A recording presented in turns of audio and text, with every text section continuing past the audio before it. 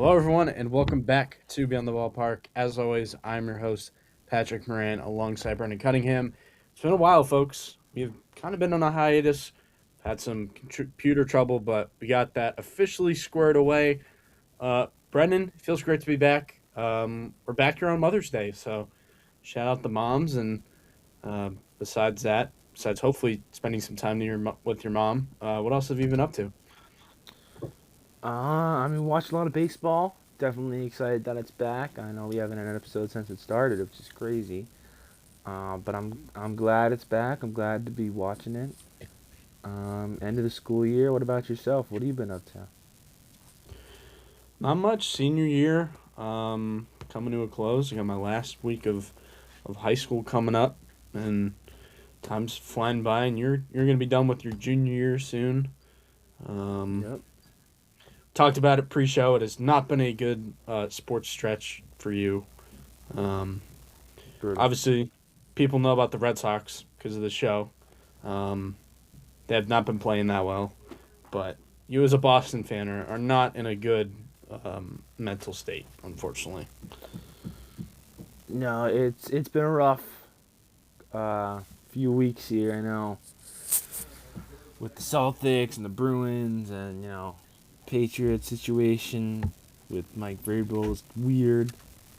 So we're powering through.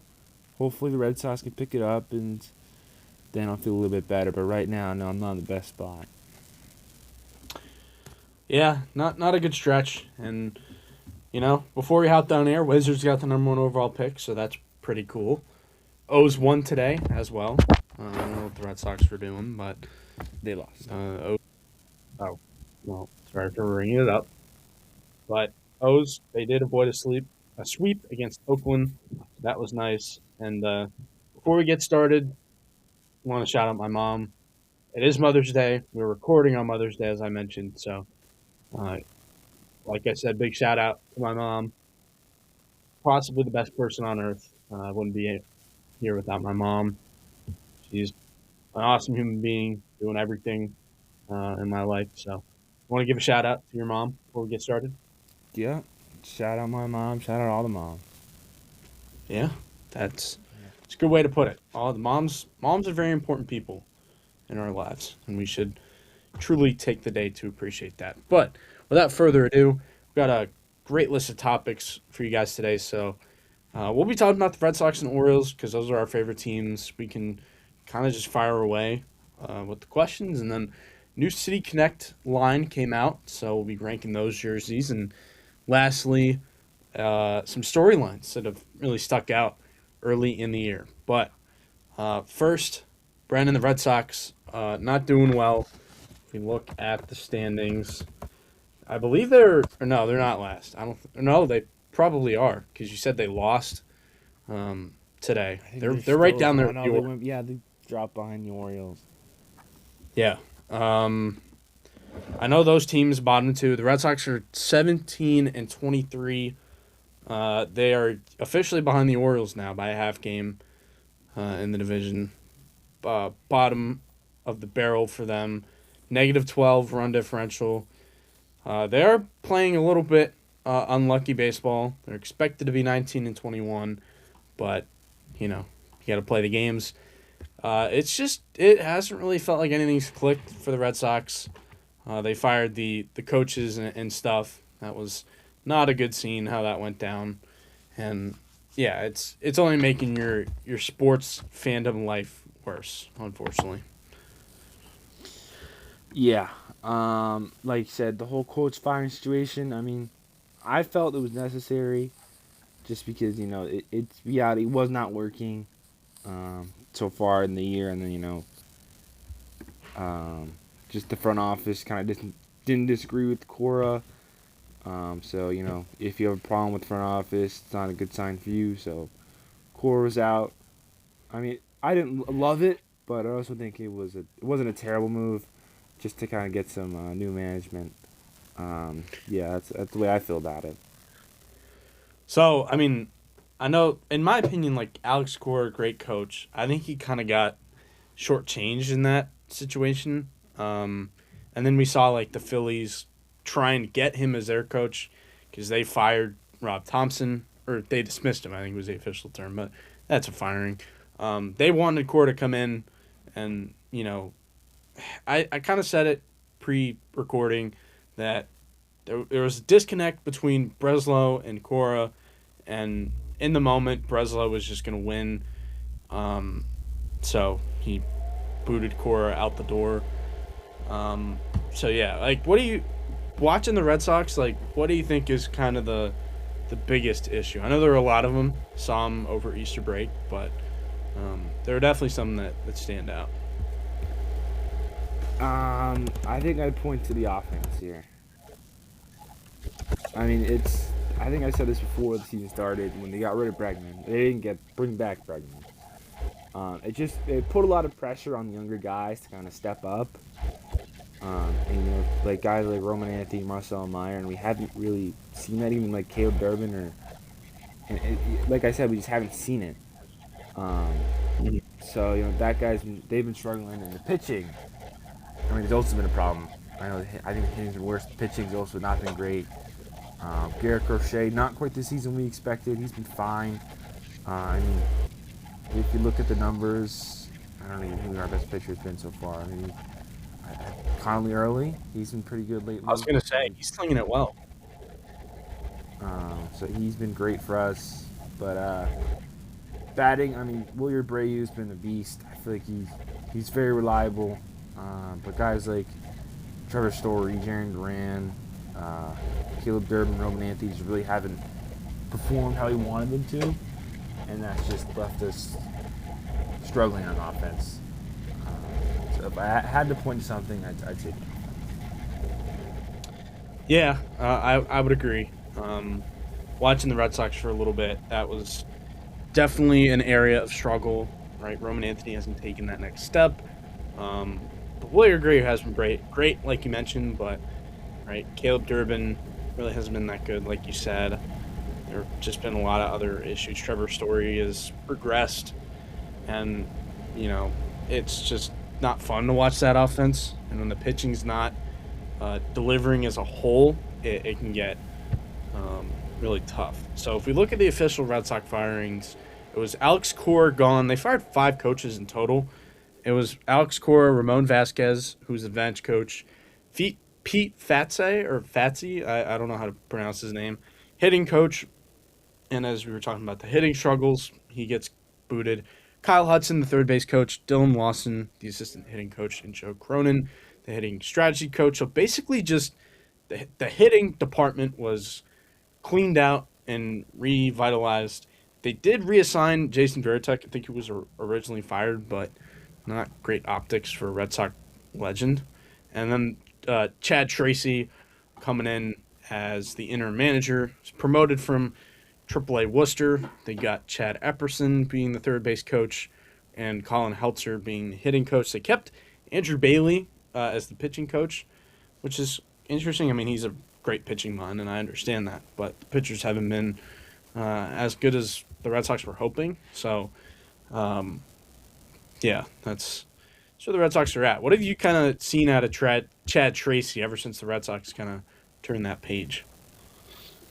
I do feel like they have been playing better. I know the standings still show them at the bottom, but I feel like lately they haven't been as bad. They're winning some games. I know they just lost today and they're having a tough series against the Rays. But I definitely I can feel a change. Just kind of like a hard reset. And, but, I mean, let me just look at the past April. Yeah, I mean, it's just a lot more wins, which is what you're looking for. They had a good series against the Orioles. I mean, they struggled against the Yankees, but it's a different vibe. And I think the new look and the eyes, new guy managing the team, I think it's a good step in the right direction. Just to get someone else's opinions and ideas. That's kind of what I've taken away. Interesting. Yeah, I know they were playing well in Detroit, which is good, putting up a lot of runs. So it's kind of where the Red Sox are at. Do you feel like things are going to turn around? I feel so. I mean, I think Roman Anthony's really good. I think he's too good to be playing how he is right now. I think the pitching's still really good. Greg Crochet's a beast. I do think there is still some holes in the offense. I don't know if Caleb Durbin's really a guy. I don't know if we can trust him. But I do think Roman Anthony will get better. I think Jared Duran will get not back to his peak, but I think he'll get better at some capacity. I think Trevor Story will improve a little bit. So just guys starting to get comfortable in the season and just getting better, and I think that'll help the offense, and the pitching will also get better. So I do see an upside here. I think they can still make the wild card. Nice. Good positivity. Good way to end that little segment. Now, of course, we got to talk about the other team at the bottom of the AL East, the Baltimore Orioles, 18-23. They've also not been performing as well. It has been super impressive to watch on my end. So, if you had any questions for me and where the Orioles are at, fire away. Yeah, I mean, I'll start us off with the same question you asked me. What would you think the problem is right now? I think it's a matter of inconsistency. Like the Orioles have good games, and right, like they can hang double-digit runs, but then the next day they'll strike out double-digit times, and that could be a problem. Like the approach is not super great at the plate, and that can cause issues. And like they're kind of an all or nothing type of offense, which is frustrating. They'll have their great nights, they'll have their horrible nights, and that feels like they're not really, doing the little things right. Right, the defense hasn't been that good. Starting pitching has struggled as well. Bullpens. I think the bullpen's been fine for a reinvented unit, but for me, like just the fundamentals and inconsistencies are definitely at the root of the problems. All right. Yeah, that's definitely something you can see. I mean, you guys also have some kind of new management. I know they were not fired and hired so soon like the Red Sox, but this is their first season. How are you feeling with this new coach and manager? I like the new coaches. I think Craig Alvarez is a good guy. I think he's for a rookie manager. He's holding things together. He's a player's coach, and he's still kind of getting his feet wet a little bit. It feels like, and I think also this roster has holes to poke in it. So that is another problem. Like talent in certain areas is just not as good. The coaching has definitely been interesting. I want them to get a little bit more out of the guys, but overall, I can't complain too much. I mean, a lot of them are new, right? Craig Alvarez is trying to still feel like instill his system within the organization. So I'm gonna keep a candle lit for him, keep it, positive, and I think he can do a lot of things well when it's all said and done as manager. Yeah, I think I like the guy because of his accent. Yes, that's huge positive. Yeah, I think it's still early for him, so he's got some things still to prove. How about this young core that the Orioles has kind of assembled over many years? I mean, we're getting into the third season of them kind of being together. How are you still feeling about this guys like Gunnar Henderson, Adley Rutschman, Jackson Holiday, kind of like these young core that was supposed to lead the franchise? How are you still feeling about that? Yeah, it's interesting in that aspect because Holiday's on rehab. He hasn't been healthy. He had the broken bone in spring training, so he's trying to get back and healthy from that. and that's provided a new wrinkle. They're kind of patching it up at second base while he's out. Gunnar Henderson's underperforming. He kind of just looks like he's pressing, which is undermining the talent that he has. He got hot for a stretch, but overall it seems like he's again pressing, and that's not where he needs to be. The Adley Rutschman resurgence though is amazing, right? He's been playing fantastic baseball, and I think that's huge. He was hurt. He was on the 10-day IL, made a minimum stint, but he's looking fantastic at the plate. Just healthy, rejuvenized, which is fantastic. And also, Adley Rutschman is my favorite player in baseball right now. He has been ever since he got called up. So it's making me a happy fan. And I think having him healthy for the O's has been huge, right? Being able to shut down the trade rumor stuff. I never thought he was going to get traded. Right? Basayo, I don't think is a full time catcher. I think Adley's going to be that guy. So to see him get back to where he was, or at least try to get back there and be like 70 to 80% of that is huge. Westberg has been hurt. That doesn't help. I don't know what his future is going to look like, but yeah, it feels like the offense of core has not fully come together yet, and I I know like I want to be patient, but at the same time, it's also been a couple of years, like you mentioned. So trying to bring it together a little bit, um, try and get those guys all clicking at the same time is a little bit of a challenge, but I think ultimately they can get there. Nice. All right. And I'll just on the same question. Do you think the O's can turn it around? And what's the ceiling for this team? I think the O's can definitely get better, but because there are clear things that they can change and improve upon, but at the same time, like I mentioned, the roster is just not in a great spot. It feels a little bit top heavy. The pitching has always been a flaw with this offensive core, which is undermining the offensive star power. So it can get frustrating in that aspect. Um, I think maybe if they want to get aggressive, try and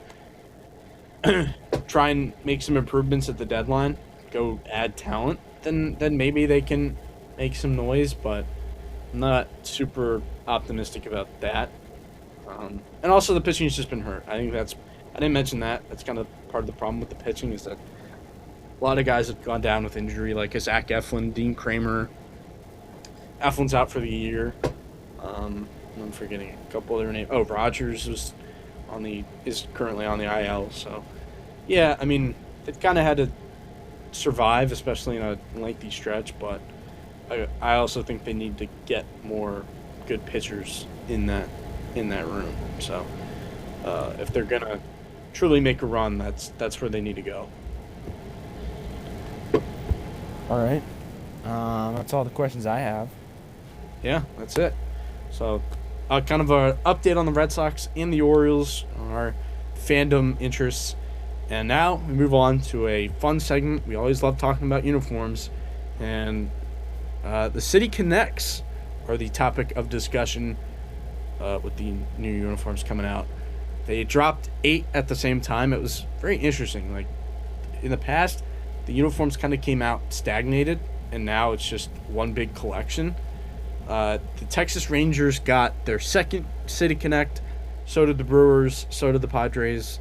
So did the Cincinnati Reds. So did the Pittsburgh Pirates. So did the Atlanta Braves. So did the Baltimore Orioles. And so did the Kansas City Royals. And we have both taken the time to rank them. I'm currently looking at a picture with all 8 in front of me. I went to MLBshop.com also because I'm considering buying an Orioles one, but they are expensive, so not great. But anyway, you want to start from or do you want to like rip the lists off the cuff and then we'll go from there, or do you want to go one by one? Let's go one by one. Okay, all right. So number 8, who did you have at the last spot? I think this is a tough one. I think there's a couple in contention. But I went with the Milwaukee Brewers. Oh, okay. I went with the Texas Rangers. I was thinking about that one. Yeah. I'll go first. I mean, the Texas Rangers one, I really like the idea. I really like the concept, but it felt like it was a really poor execution. It wound up just kind of looking bland. I don't love the red on red, and I do love the pinstripe, but the hat is also kind of boring. And I think they were leaning into the Hispanic aspect. If I look this up, I'll get back to that. But you go ahead on yours. Yeah, I mean, the Wisco, I mean, it's I think the colors are decent. Obviously you went with that blue, the kind of Brewers have, but a little different. Mm. Um, the Wisco doesn't. I know it's Wisconsin and Milwaukee, Wisconsin, but Yep. it's just not doing it for me. I don't get it. I think the hat looks weird with the W. Um, I just. It seems like they didn't put a lot of effort into it. I mean, Wisco, you're just taking the state and you're just shortening it. That's not really. I mean, what are we doing there? And just like a different blue. I don't really know the whole story behind that. I know there's always stories behind them, but just looking at straight up, it looks pretty bland. It's a typical baseball font with the Wisco. I think that's what the Milwaukee Brewers kind of font. Yeah. So I didn't. It just didn't really stick out to me as like something that's like, wow, that's creative, that's fun, that's different than what you see. That was kind of my thinking. Yeah. Interesting. So I'm looking at the Rangers kind of main points on the jersey. They went with the Tejas across the front. It's a it's in the Caddo. It means in the Caddo language it means friend. And I guess that was a big like Hispanic culture type of area. And the word mark kind of is inspired by the 80s jerseys. They went with the red look. Um, Cochineal red is a prominent color for them. The block T on the hat, another callback to the 80s jerseys. And then they have like a Charo inspired pattern on the trim of the jersey. So those are kind of the biggest things to take away. Again, just not super impressive in my opinion. I think it could have been better, but for me, I don't love that one. Uh, should I talk about the Brewers points, or should we just move on to number 7? Yeah, number 7. Okay, all right, because I'll talk about the Brewers when I get there. Number 7 for me was the Cincinnati Reds.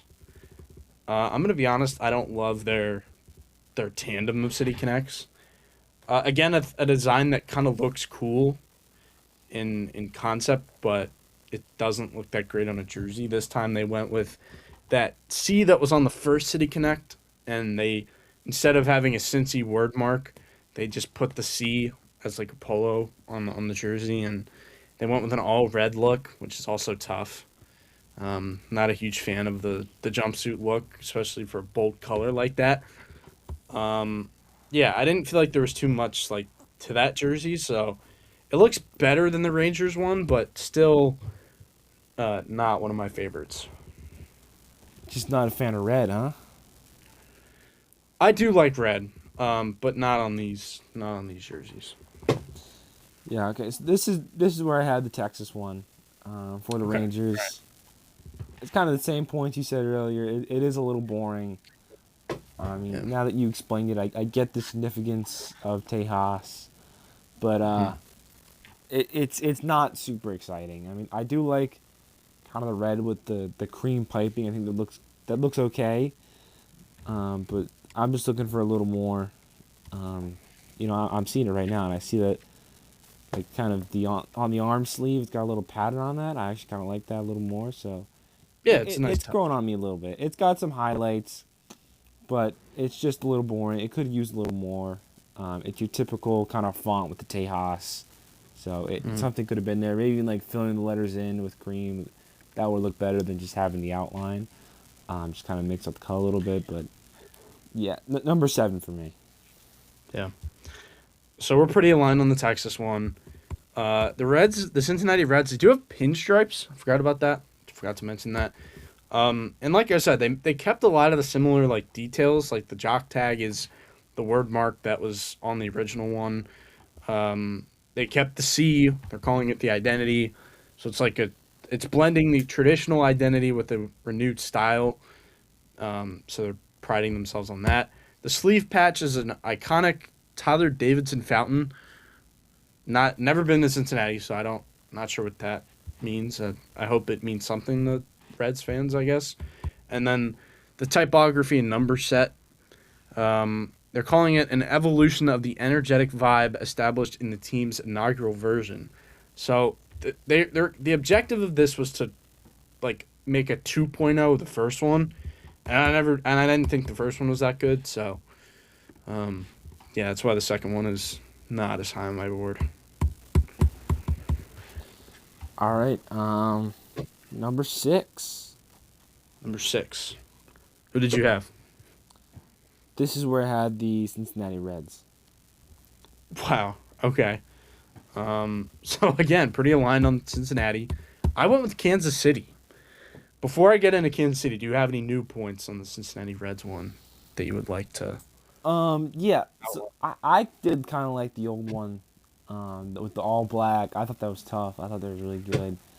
I mean, the red, it's a little repetitive what they're doing, and I don't really like when you have the full uniform. It's either got to be all white or all black, 'cause or maybe like a blue or something. But the all red, I don't like that.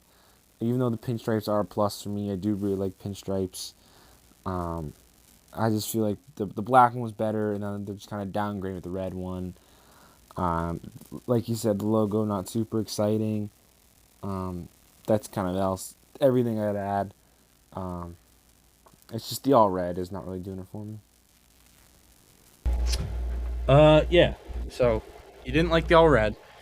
You made an interesting point of how you liked the first one, and this kind of sparked a thought for me.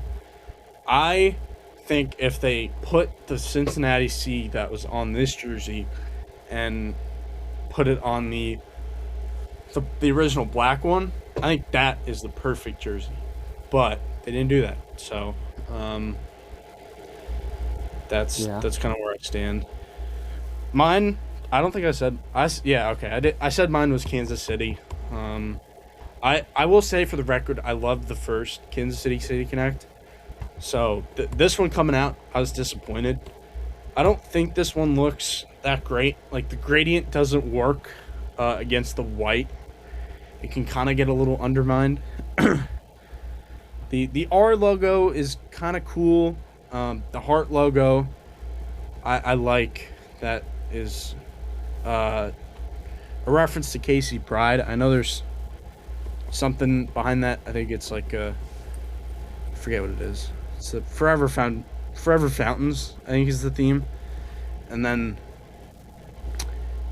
Hey Hey Hey, they have on the inside collar, call back to the Beatles performing in Kansas City.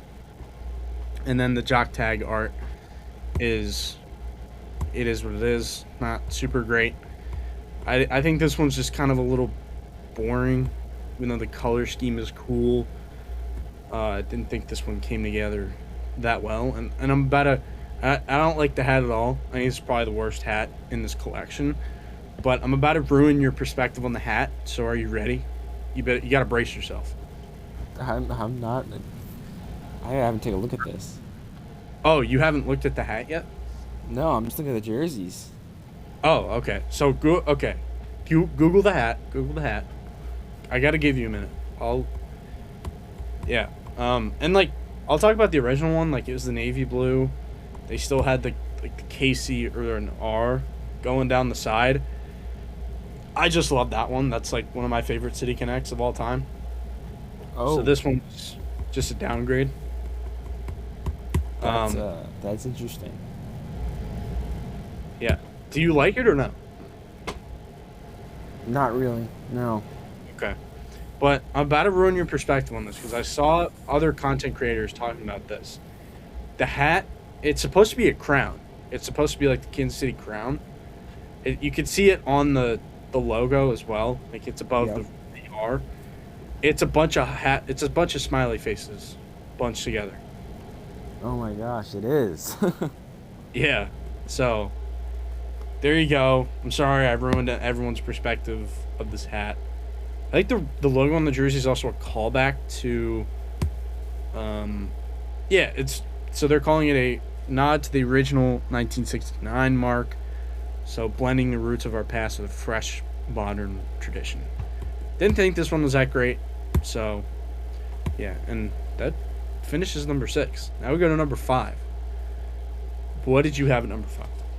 I mean, I'm kind of copying your list right now, but I had the Royals here. So I'm just stealing your thunder on a lot of these. Because you're I kind of have it a little higher because I do like the creativity of it. Okay. I feel like the gradient stuff hasn't been really done in baseball. They don't really do that a lot, and I think the Royals tried it, but I don't love it. It Mm. looks a little bit like a tech company. Okay. Just kind of I don't know. Looking at this jersey, it's just weird. The font of the R looks tech company. Like the crown, how it's simplified. That just looked kind of weird, and I guess I don't really love gradient on jerseys, especially baseball jerseys. I think it doesn't really work that well. Um, but I appreciate the effort. They tried something new. They went out there. They didn't go kind of basic, and it was a miss. But hopefully they'll keep on trying. 'Cause, I think if they have creativity, they can put something good out there. Interesting. Yeah. So I also heard somebody call it like a Canva design jersey, and It I cannot does, see yeah, that either. yeah. So yeah. My number five was the San Diego Padres. I think for me, I've moved away from the bad jerseys, and now we're getting into the good jerseys. I think these next five are good on my list, and the Padres just coming at number five. And for the record, I like this way better than the first one. Not a huge fan of the first one, to be honest, which was like the neon stuff. And the second one is a nod to Dia de los Muertos, which is pretty cool. The Day of the Dead, for those who don't know Spanish, even though I haven't taken Spanish in 4 years. Anyway, the sleeve patch is a really interesting design.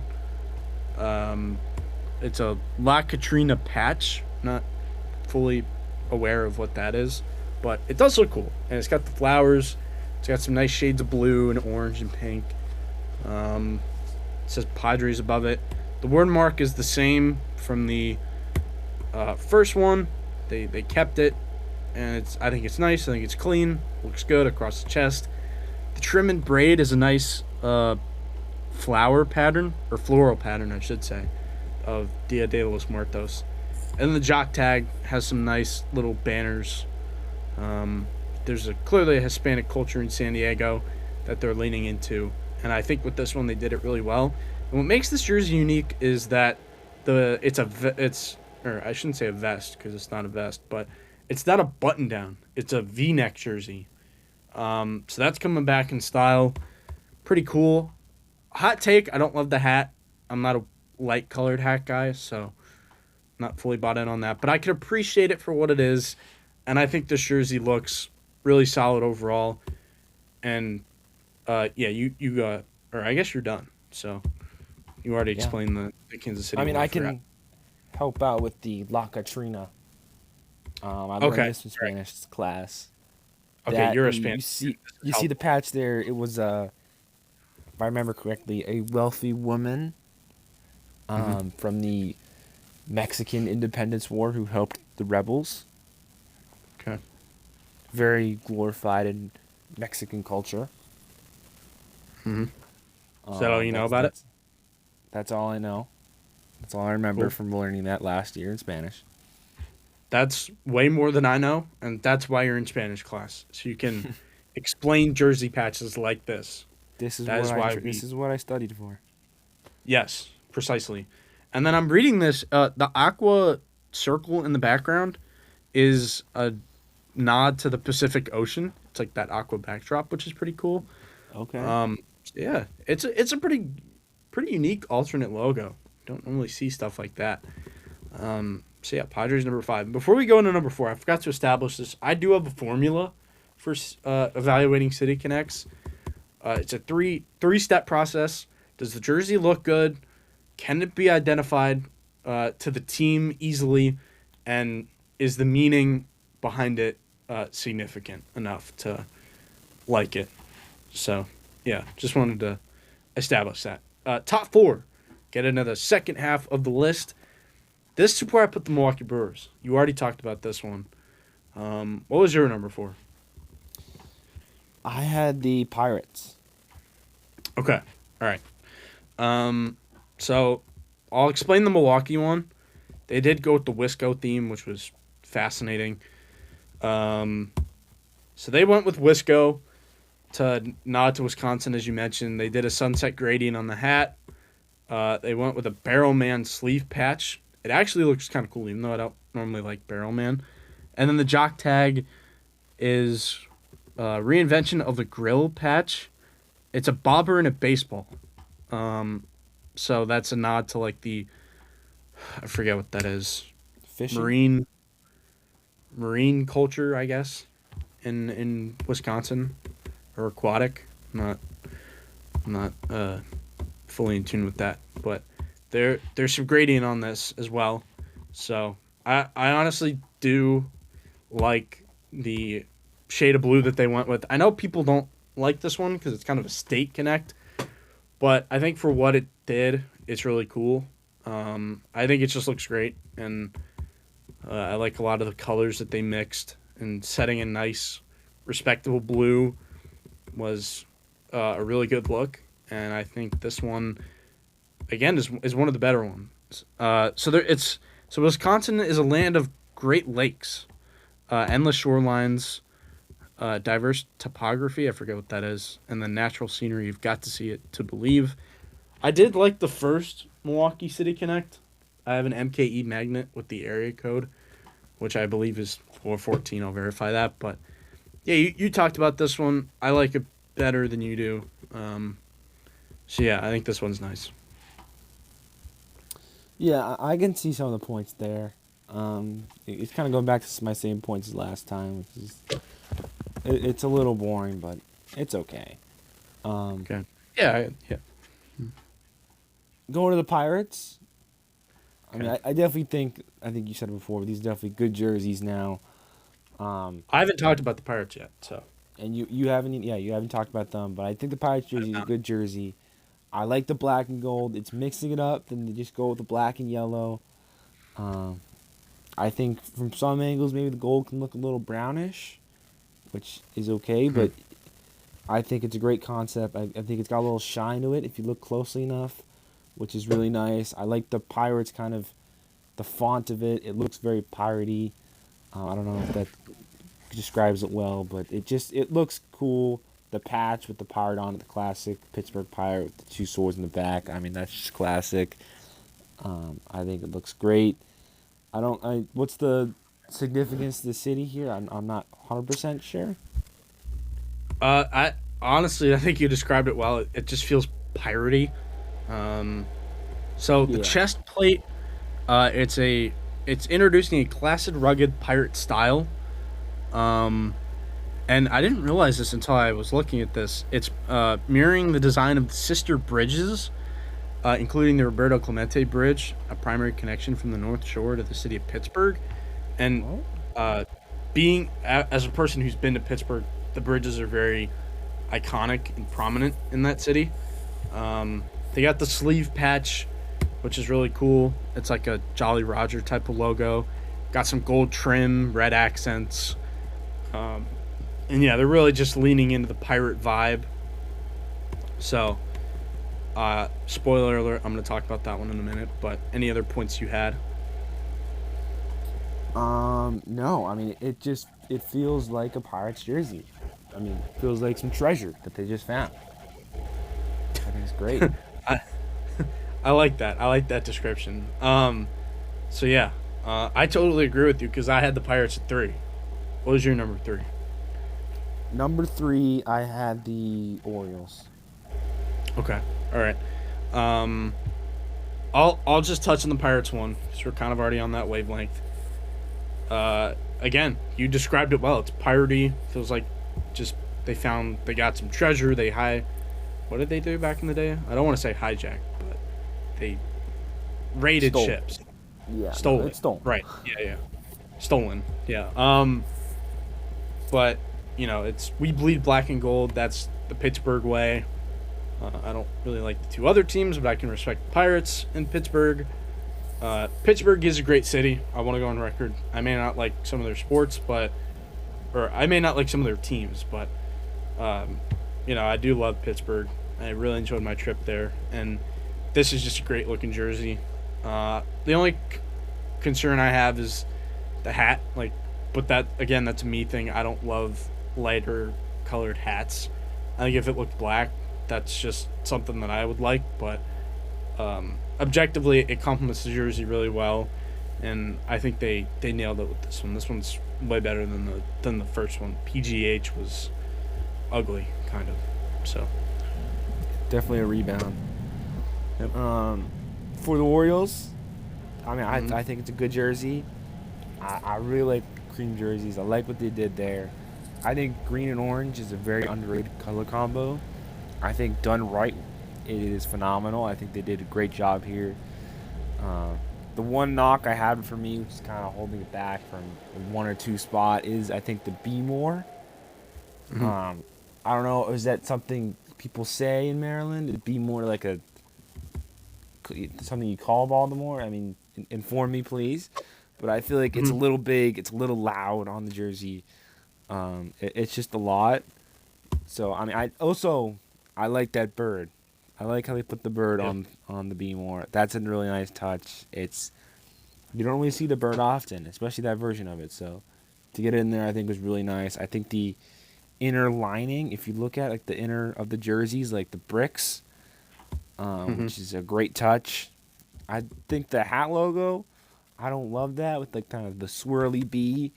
It's not my favorite. I like the hat design, but the logo on it's not my favorite. Mhm. But other than that, I think the color combo is great. The bird's great. What they did with the green on the sleeves and keeping the rest cream is phenomenal. What do you think?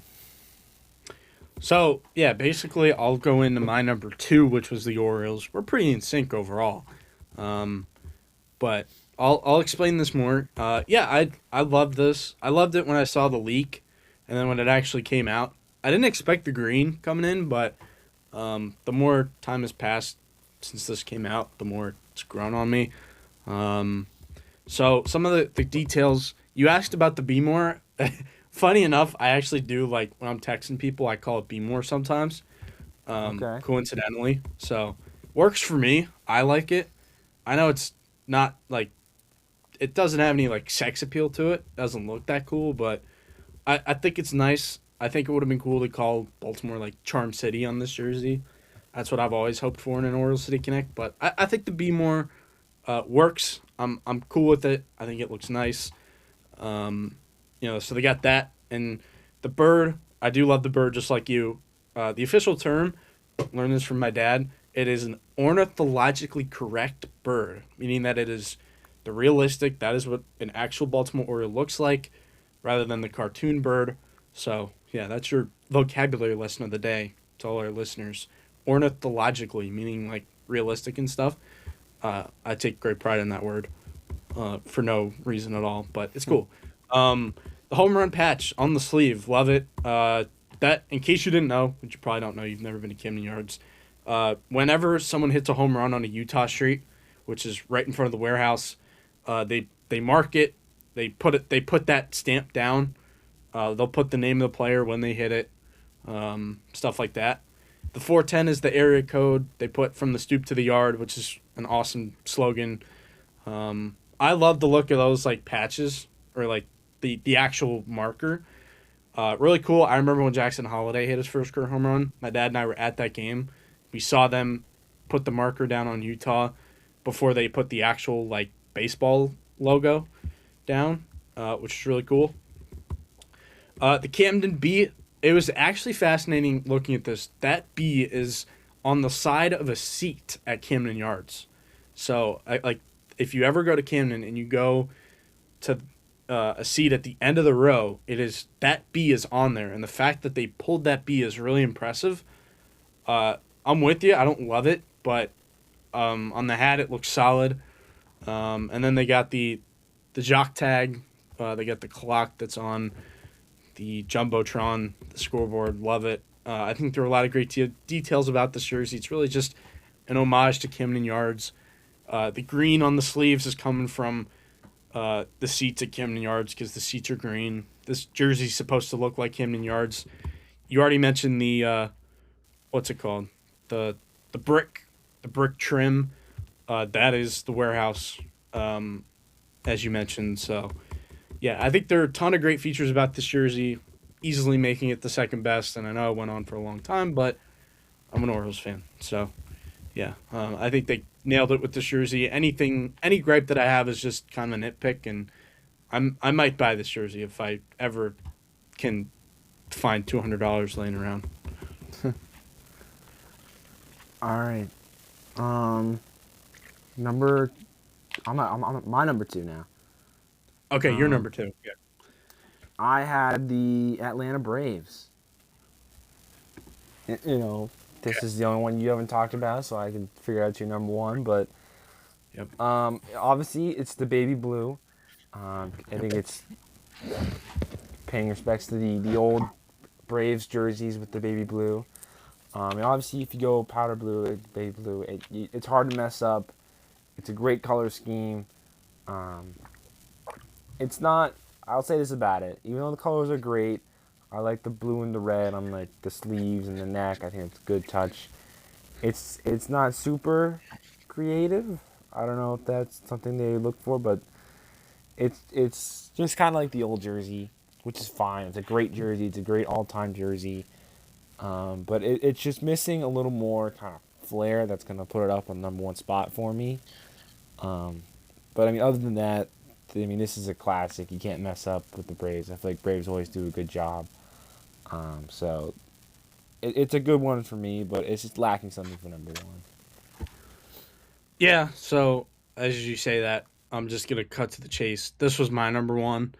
Um, I thought this one was the best City Connect that came out.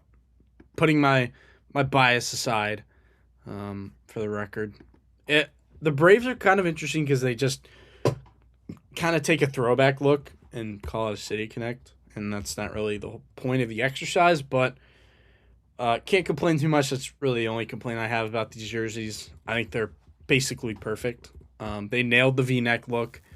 They're really leaning into that old school style Atlanta Braves. Um, so yeah, the powder blue is hard to miss on, and the Braves didn't. The trim is just great. Looks fantastic.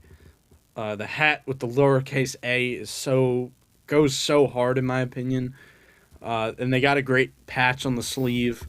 ATL callback to the Superstation era days when the Braves were like the number one team on everyone's television. That was just the way the contracting worked out with the television stations. And yeah, same with the jock tag, the Superstation word mark. I don't think you could poke any hole in this jersey. The only one being that not really a City Connect caliber, or I shouldn't say that, but it's not 100% in line with the City Connect criteria. But other than that, I mean, this jersey is amazing. The Braves, they don't typically miss on their stuff. So long story short, it's my best City Connect. And I would assume that your number one is San Diego because you have not talked about that one. That is right. Kind of the only one of the only gaps we have in our rankings. I Yeah. have the San Diego Padres at number one. Um, I mean, I think the jersey's phenomenal. I did really like the original San Diego jersey. I don't know, you didn't like that when it came out, but that one was one of the best ones for me. And I think this one is kind of an add on that, and it's great. I love the color scheme from it. I think the theme they went to with the La Catrina, like we talked about earlier with the patch on the side, is super creative. You never see that in baseball, and I think it worked out really well. It looks awesome. I think the trims on the sleeves, the pattern they have there is great. The color scheme, the font of the San Diego looks great with kind of the little gradient in there with, or not even gradient, it's just different colors of yellow and pink and orange. It looks great. The blue, the hint of blue for the Pacific Ocean on the back and on like the front of a jersey, little accents of it looks phenomenal. It's a great nod to that. I just think all together it just looks great. In terms of the hat, I think the hat also. I'm a big fan of light colored hats. I think they look Okay. incredible, unlike you. So that's kind of a difference we have. But I think that looks good with it. It's kind of a cream color, so that's another hit for me. I just think all around this is a great idea that they had. it worked out really well, and it's another hit for the Padres. I think the Padres always do great jerseys, so this had to be. Yeah, no, I respect it. I know I had it at number 5, but I could totally understand having it at number 1. And I know the Braves. I didn't think about this. They also have that baby blue hat, and I can be a little bit critical of the light colored hats, but I think it just works on the Braves one for some reason. I don't know why. Between our lists, the only similarities were I was higher on the only differences were that I was higher on the Milwaukee one than you, and you were higher on the San Diego one than I was. Yeah. Other than that, we were pretty Yeah. coming after each other. Yeah. And the differences being like we have a little bit of different tastes. You like the light color hats, as you said. I'm more of a dark colored hat guy. Yeah. Overall, what do we rate the line of City Connects that came out in terms of the whole crop? I think this is a great crop they had here. Yeah. I agree. Think nothing sticks out. It's like, ooh, that's a miss. Like that one doesn't look good at all. Mm-hmm. Like I think there's some of them look better than others, obviously, but they're all kind of decent. And it's I think there's some hits like the last three mentioned, Braves, Orioles, and the Padres. At least that's the last three I mentioned. I think those are all hits. Yeah. I can say the Padres is a hit. I do like that one.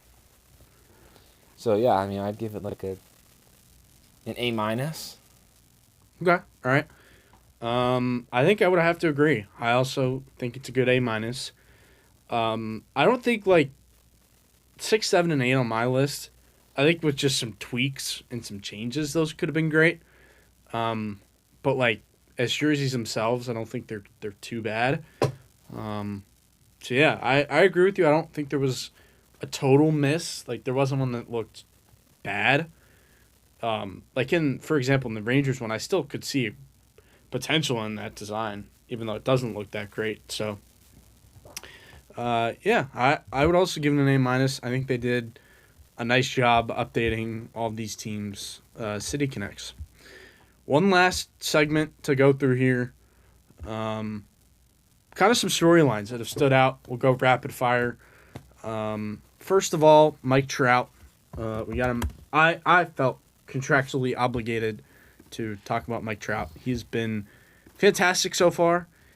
He's already got a 2.1 B WAR on Baseball Reference, 138 at bats, 35 hits, 11 home runs, 254 average, 32 runs scored, 23 driven in, 5 stolen bases, 167 OPS plus, slashing that 254 average, 418 on base, 529 slugging, 947 OPS.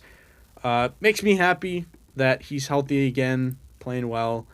He's kind of adjusting to the game as he gets older, becoming a different version of himself. And as long as he's playing well, I'm going to be satisfied. He is pretty much a childhood hero for any baseball fan. Everyone loves Mike Trout.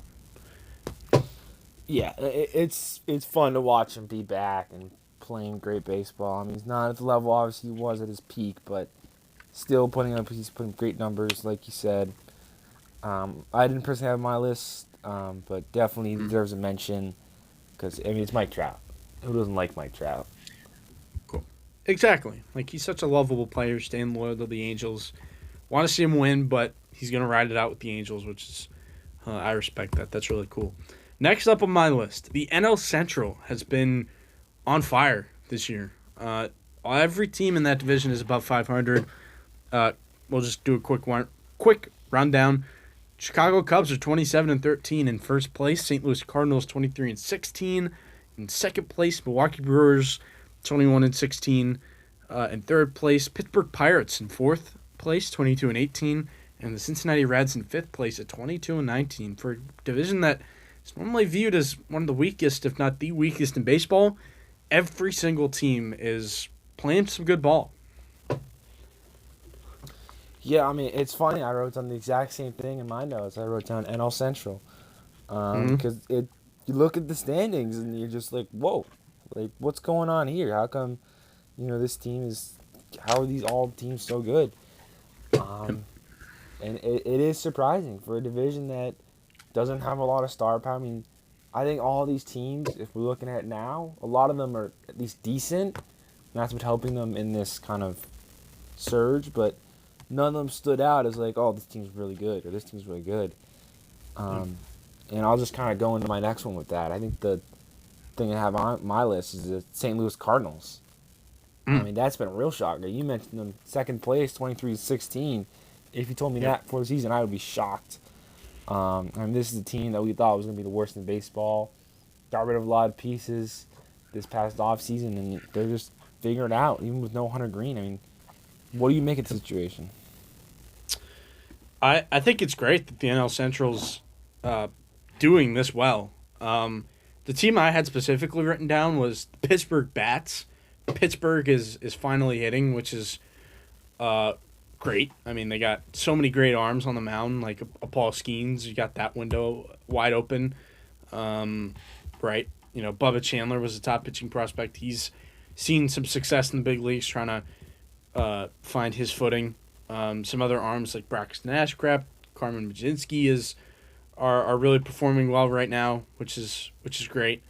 Mitch Keller is being that veteran presence that they need.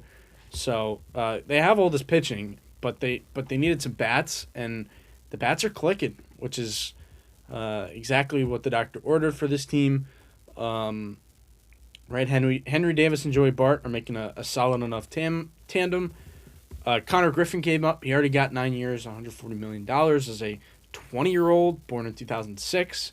Apologies to some of our listeners who are on the older side, but yes, he was born in 2006. Brendan Lau was a great trade acquisition. He has been hitting home runs left and right. O'Neal Cruz is all the tools are shining through. Ryan O'Hearn in right field, interestingly enough, has been a solid piece. Brian Reynolds doing his thing. I think they're having some really good things go right for them, and I'm happy for the city of Pittsburgh that they can enjoy a good team. Right, it's a baseball town, so yeah, I like it for them. Yeah, they've been hot this whole season. I mean, this is kind of Mhm. what we were waiting for the Pirates. Yep. Next, I'll move on to a player. I'm going to talk about Ooh, player Murakami. one. Ooh, okay. I know he's been getting a lot of attention lately, but I feel like we have to talk to him. He's kind of been doing exactly what we expected. I mean, if you look at what he did in Japan, he's hitting a lot of home runs and he's striking out a lot. I don't know. Is this good? I don't know. I mean, he's hitting bombs. I mean, he's got 15 home runs. He's second in all of MLB in home runs. He's also leading the league in strikeouts. So I mean, I think it's great. This is kind of what you got for him. He's a power hitter. You know what he is, and he's doing exactly that. So I think this is definitely something you mentioned. Kind of surprising. People were very questioning where he was going to perform. He got on a really kind of cheap deal with the White Sox, and now he looks like something that's pretty valuable. Yeah, you mentioned it. He was a guy that potentially could have gotten a nine-figure contract. Instead, he gets 2 years, $34 million from the Chicago White Sox, an unlikely landing spot. But he has been fantastic with the bat. I mean, he's really leaning into the three true outcome profile. Only a 230 average, but 15 home runs already, 155 OPS plus, slashing that 230 average with 361 on base and a 561 slugging for a 922 OPS, and 139 at bats, and he's had 32 hits. I like this profile for him. I think, right, the hit is not great, and he's got 29 walks to 59 strikeouts, so not too bad in that aspect, but I think this is where he's going to be the most successful, doing this, walking a little bit, hitting those home runs, and the strikeouts are just going to be there, but he's got that ridiculous pop. This is really good development, and the White Sox are definitely the White Sox should definitely be excited that they've gotten this production out of him. This was a good storyline that you brought up, and a fun player to follow. Yeah. I have one more on my list. I have another player. Okay. Yep. This time in the National League, we have Andy Pages, Hmm. who I think, has he been the best hitter for the Dodgers so far this season? I think so. I mean, he's he been phenomenal. might be. He's been One of the last guys you expect to be on this top of the list for the Dodgers, but I mean, he's batting .333 with 9 home runs, 35 RBIs, on base percentage 372, slugging 5.6, OPS 948. He's got a 2.8 WAR so far this season. I mean, he's just been phenomenal. I mean, he was really hot to start the season. He's cooled off a little bit, but he's still, I mean, putting up great numbers for a guy that's, like I said, not one of the top priorities in LA, but he's kind of just put himself in the conversation. Guys aren't really performing to what they thought, and guys just step up. It's terrible to watch because the Dodgers, of course, their stars aren't performing, and another guy just is playing at an MVP caliber level. right. And this is a guy that's only 25 years old, and not to mention he's playing a great center field, which is really really good for his profile. He's already got a 2.8 WAR according to Baseball Reference, at 166 OPS plus. He has been so hot in that lineup, and this is where the Dodgers are really just being leaps and bounds ahead of the rest of the league. Is that not only are they buying the talent, they're developing it. You think about Andy Pages, Dalton Rushing, Alex Freeman that are contributing at the bottom of the lineup. So the Dodgers are the perfect blend of a big market and small market models. Andy Pages is playing a big part of that, and great to see him bouncing back after a slow second half of 2025.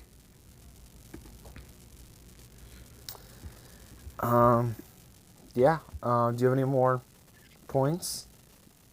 I had a few more. Mine were more team related, so I like the contrast. You went with some players. I had some team ones. The Atlanta Braves have really been resurgent. They are another team that's leaps and bounds ahead in their own division. They are 27-13 atop the NL East, the only team above 500, might I add. And I'm going to get to two other teams that have mightily underperformed. But seeing Atlanta get back to where they were, I know this might sound kind of weird, but it's kind of cool. I don't know why. Brian Snitker kind of retired. They mutually agreed to part ways with him. Felt like that era was kind of over, but the Braves are turning the page, and they're playing some great baseball. You have a guy like Drake Baldwin who's really killing it behind the plate. Matt Olson doing his thing. Ronald Acuna Jr. being that guy, among others, are getting some great contributions from Mike Yastrzemski, a free agent addition this offseason, and Mauricio Dubon, a trade acquisition this offseason. Ozzy Albies has bounced back. Austin Riley, they're hoping he's going to turn it around soon. Michael Harris has been killing it. I mean, that offense is clicking, and they're going to get some pitching reinforcements back. Spencer Strider's on the hill right now. Chris Sale doing his thing. Sorry, Brennan. I know you wish he was killing it for the Red Sox. But it is what it is. So, yeah, I mean, the Braves are just back to being that machine, and it looks like they're ready to challenge the Dodgers once again. Yeah, it was fun to watch in past years, see the Dodgers and the Braves battle it out. So, it's fun to see this offense, like you said, clicking again. Because we knew they had the pieces, all the talent they have on the roster. So it's definitely fun to watch. No doubt. And then I guess I'll lead into my second to last point. Phillies and Mets are cratering. They're cratering hard. The Mets are 15-24 at the bottom of the NL East, and then the Phillies are second in the NL East with a 19-22 record. As I mentioned earlier in the episode, we were talking about Alex Cora and the rest of the staff getting fired in Boston. The Phillies dismissed Rob Thompson. Don Mattingly took over as the interim manager. That was right around the same time as the whole Red Sox debacle. So the Phillies seem like they're trying to turn it around, but their lineup is a little bit top heavy. Like the guys behind Bryce Harper, Trey Turner, and Kyle Schwarber are really not producing the way they were hoping. And then the New York Mets, they kind of took a bold leap of faith, and everything's gone wrong. We didn't talk about it on the show, or we might have. I don't remember, but they lost like Edwin Diaz, Pete Alonso. They were trading away Jeff McNeil and Brandon Nimmo. If there's anyone I'm missing, please add it in. But the Mets were trying to do something different, right? It didn't work last year, and is a high risk, high reward approach they took going into 2026, and it has failed. And somehow, or I shouldn't say somehow, but they're sticking with Carlos Mendoza, which was also an interesting move. Yeah, I would think they would clean the house with the Red Sox by now, but sticking with it. I think the offseason changes had to be made. Obviously, it wasn't working, so they had to kind of turn over everything, and it's been a disaster. I mean, they had that really long losing streak. I forget how many games it was, but it's kind of fun to hate watch just because they spend so much money, and they can never succeed. But this is definitely a shocking turn of events. Being at the bottom of the National League is tough for the Mets. Yeah, it's interesting you say it's hate watching. It's fun. It's fun. It's fun. I mean, the Lowell Mets thing is never gonna die. So that's They were so happy back in like 2024 was when they made the NLCS and y'all doing like the oh my gosh wow like that it was a little much. so they're kind of getting an ego check in your opinion. I think so. They thought they were some dominance power in MLB in general, and they're not. So. Yeah. I guess technically they have the highest payroll. I mean, I know the Dodgers are number one, but they got all the deferrals, and the Mets, $382 million payroll to do that. That is brutal for the fans in Queens. Quick question: do you think which team do you think can come back from the struggles and challenge the Braves atop the division? I'd say the Phillies right now. I mean, obviously they're closer, but I just trust this core more. I've seen them get it done, but more times than the Mets have. So, they are aging a little bit. I think they can at least challenge the Braves. I don't know if they'll catch them, but challenge them. Mm-hmm. Yeah, I mean, to your point, the Phillies core, they haven't won the World Series, which they wanted to do, but they've still done more compared to the Mets. And that core is better at winning right now. So they're hoping to turn things around. Zach Wheeler coming back. Pitching is holding up okay. Last on my list, the Tampa Voodoo Magic, whatever the hell they do, it's back. They are atop the AL East as we're recording. They're a half game up on the Yankees, which is crazy. They're 26-13. The Yankees are 26-14. The Yankees have been amazing in their own right. Hate to say it, but they've really been killing it. Cam Slitter, Max Fried to top that rotation. Aaron Judge doing the Aaron Judge things, and Ben Rice really emerging as a star, and R.I.P. Anthony Volpe not contributing. I believe he got sent down.